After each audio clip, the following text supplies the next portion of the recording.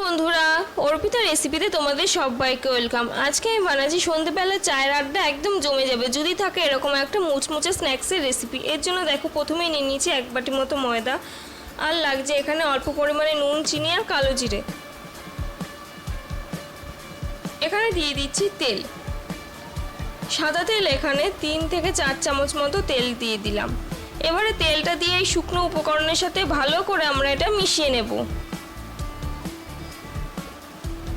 এইভাবে হাত দিয়ে ঘষে ঘষে এটা মিশিয়ে নিতে হবে তেলটা।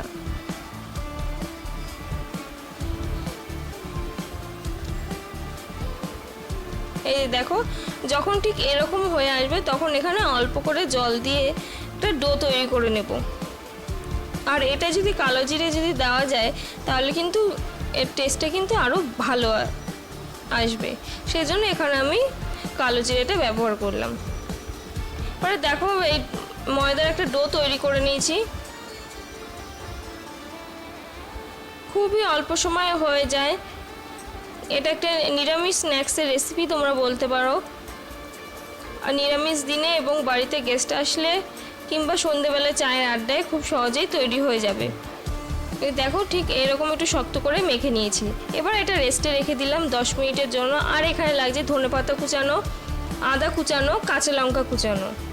এখানে গুঁড়ো মশলার মধ্যে নিয়ে নিয়েছি জিরের গুঁড়ো, হলুদ, ধনের গুঁড়ো আর ঝাল লাল লঙ্কার গুঁড়ো। এখানে জিরের গুঁড়োর পরিমাণটা একটু বেশি নিতে হবে। আর এখানে নিয়ে নিয়েছি মিডিয়াম সাইজের 2টো আলু সেদ্ধ করা। এবারে আলুটা এভাবে গ্রেট করে নিচ্ছি।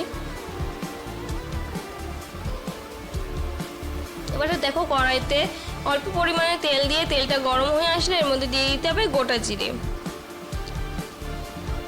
গোটা জিরেটা দেওয়ার পর একটু কয়েক সেকেন্ড ভাজা হয়ে গেলে দেখো দিতে হবে কাঁচা লঙ্কা আর আদা কুচানো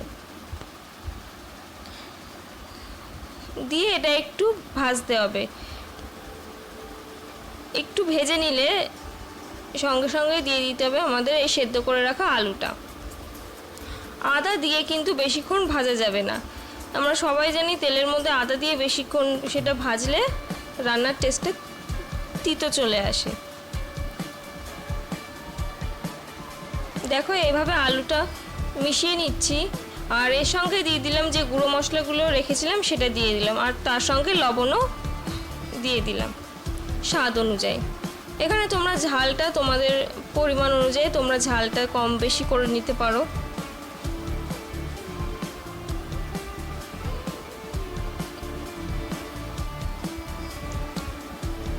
আমি যে আজকে স্ন্যাক্সের আইটেমটা বানাচ্ছি এটা কিন্তু তোমরা বলতেই পারো যে আমি একটা মিনি সিঙ্গাড়ার রেসিপি তোমাদের শেয়ার করছি। এবারে পুরটা একটু ঠান্ডা হতে দেব আমরা। আর ততক্ষণে দিয়ে দিলাম যে ধনেপাতাটা কুচিয়ে রেখেছিলাম, ধনেপাতা কুচানোটা দিয়ে দিলাম। আমি এইভাবেই দিতে পছন্দ করি। ধনেপাতা কুচানোটা যদি রান্নার পর এরম দিয়ে যদি এই পুরে যদি মিশিয়ে দেওয়া হয় তাহলে গন্ধটা খুব ভালো থাকে। আর দেখো এবারে ততক্ষণে 10 মিনিট রেস্ট হয়ে গেছে। এবারে ময়দার থেকে 2টো লেচি আমরা কেটে নিয়েছি। এবারে গুঁড়ো ময়দা দিয়ে এটা একদম রুটির মতো করে বড় করে বেলে নেব।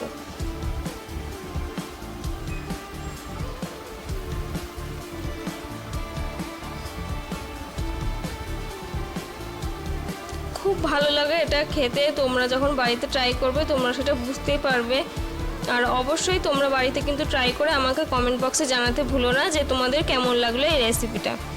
এবারে দেখো এই রুটির মাঝখানে একটা বাটি বসিয়ে দিয়েছি ছোট, বসিয়ে দিয়ে এখানে এই চারধারে পুরটা দিয়ে দিলাম অল্প করে। এখানে মাঝখানে বাটিটা বসিয়ে দেওয়ার কারণ হচ্ছে যাতে কিনা মাঝখানে পুরটা চলে না আসে আমাদের, সেই জন্য এখানে বাটিটা দিয়ে দিলাম। এবারে দেখো সুন্দর করে এখানে শেপ দিয়ে নিচ্ছি। এভাবে 3 কোণা মতো করে শেপটা দিয়ে দিলাম। এখানে বাটি বসিয়ে আমি এটা কেটে নিচ্ছি ছুরির সাহায্যে। এরপরে আরেকটা যেটা দেখাবো সেটা বাটি ছাড়া দেখিয়ে দিচ্ছি তোমাদের। দেখো ঠিক এইভাবে পেছন দিক দিয়ে 2 আঙুলের সাহায্যে এভাবে আস্তে আস্তে রোল করে নিলে কিন্তু একটা দেখো কি সুন্দর দারুণ একটা শেপ তৈরি আসলো, একটা মজার। এই রেসিপিটা যেমন খেতেও মজা তেমনি কিন্তু দেখতেও খুব মজার। এবার দেখো সেকেন্ড লেচিটা এইভাবে পুর দিয়ে নিয়েছি। পুর দেওয়ার পর এইভাবে বাটিটা সরিয়ে নিয়ে এইভাবে কেটে নিচ্ছি। তোমাদের যে প্রসেসটা সোজা লাগবে কাটার জন্য তোমরা সেইভাবে সেটা কেটে নিতে পারো।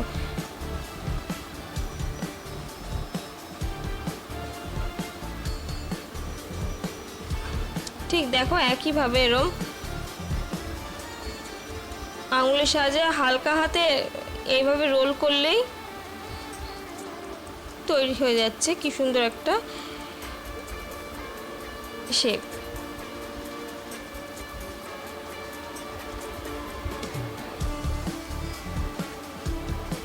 এবার দেখো কড়াইতে তেল দিয়ে দিয়েছি।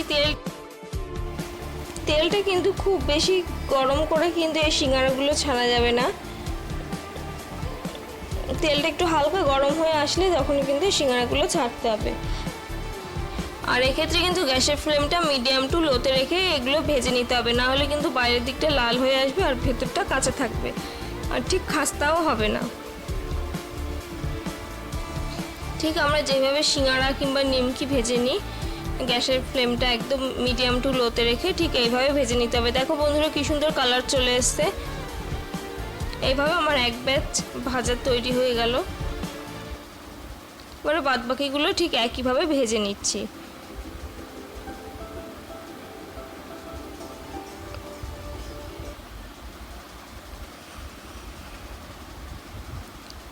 সন্ধ্যে চায়ের আড্ডায় খালি গরম গরম চা থাকবে আর এই মিনি সিঙ্গারার রেসিপি একদম সন্ধ্যেবেলা জাস্ট জমে যাবে।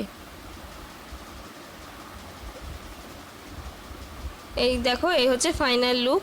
আমার রেসিপি ভালো লেগে থাকলে অবশ্যই আমার চ্যানেলটা লাইক শেয়ার অ্যান্ড সাবস্ক্রাইব করে দেবেন।